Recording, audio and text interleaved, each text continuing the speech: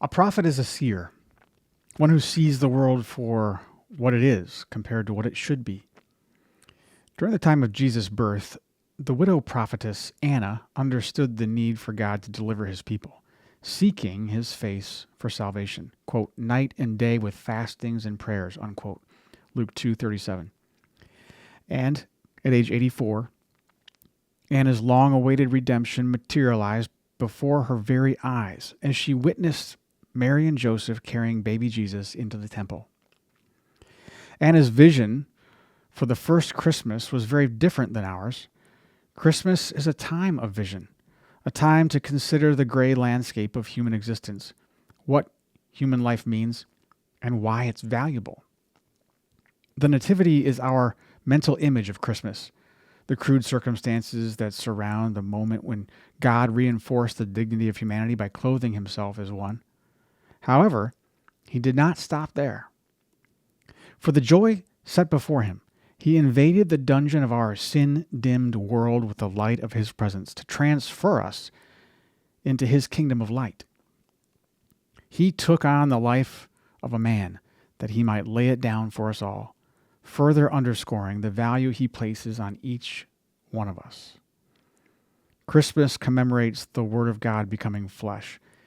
If sinless Jesus, God in the flesh, is invaluable, what does it say of the value he places on us if he exchanged his life for ours, becoming sin that he might destroy death? Christmas is the beginning of the end of sin and death. Anna, a daughter of the lost tribe of Asher, a daughter of Phanuel, literally translated face of God, saw this. Christmas helps us see God, and when we see him, we understand who we are. Christmas brings into sharp relief the only two things that are sacred in the picture of this world, God and people. Christmas is about life, the author of life, your life, my life, and the life of the world. Plumbing the depths of the profound, like pondering the moment when God broke into time and space through the incarnation of Jesus, is a privilege. Reflect, marvel, ruminate, wonder. This is the first and best response to Christmas. It is what Mary did after the angel Gabriel's announcement. It is what John the Baptist did in the womb of Elizabeth when Mary came to stay with her while she was pregnant. It is what the shepherds did after the choir of angels told them where to find baby Jesus. It is what the wise men did when they followed the star of Bethlehem. After amazement rises in our souls and our mind's eye blinks in the brightness of God's salvation, we do what Anna did. We rejoice. We rejoice publicly giving thanks to God, and thereafter, quote, continuing to speak of him to all those who were looking for the redemption of Jerusalem, unquote, Luke 2:38. A woman considering abortion seeks hope. Like Anna, like us all, she spends much of her time straining, striving, struggling to find redemption through trial, pain, and tears. Blinded by the darkness of sin blanketing her world, her circumstances and pregnancy is a sign.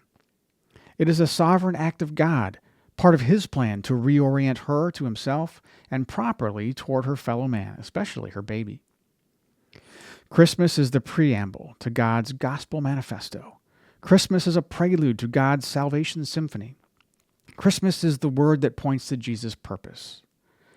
Death no longer is the last word.